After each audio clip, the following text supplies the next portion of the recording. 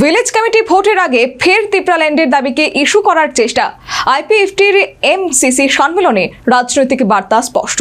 পাহাড়ে কি আবার আবেগের রাজনীতি উস্কে উঠেছে, নাকি ভোটের আগে পুরনো ইস্যুতেই দলের আবেগ তৈরির কৌশল?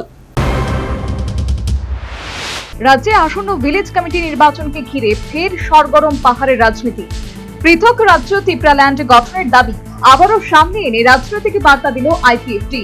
বুধবার আগরতলার সুপারিবাগানস্থিত দশরথ দেব স্মৃতি ভবনে অনুষ্ঠিত হয় দলের কেন্দ্রীয় কমিটির এমসিসি সম্মেলন।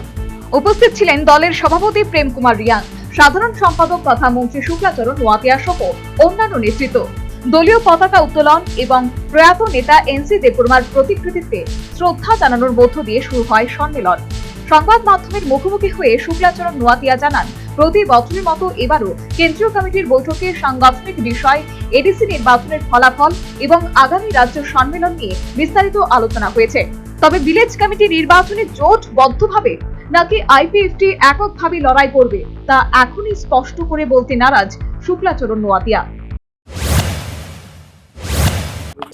ভিলেজ কমিটি ইলেকশন আমরা আইপিএফটি দলের পক্ষ থেকে সেটা আমরা দাবি করে থাকি রাজ্য সরকারের কাছে এবং ইলেকশন কমিশনের কাছে, যাতে সঠিক সময়ে নির্বাচন করা হোক।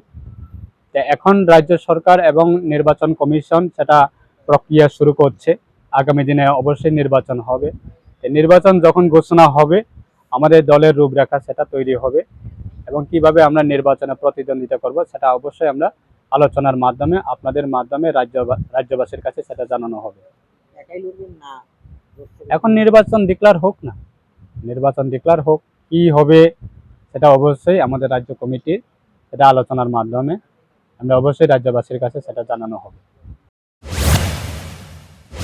তবে প্রশ্ন উঠছে, প্রত্যেক ভোটের আগেই কেন নতুন করে সামনে আসে তিপ্রাল্যান্ড ইস্যু?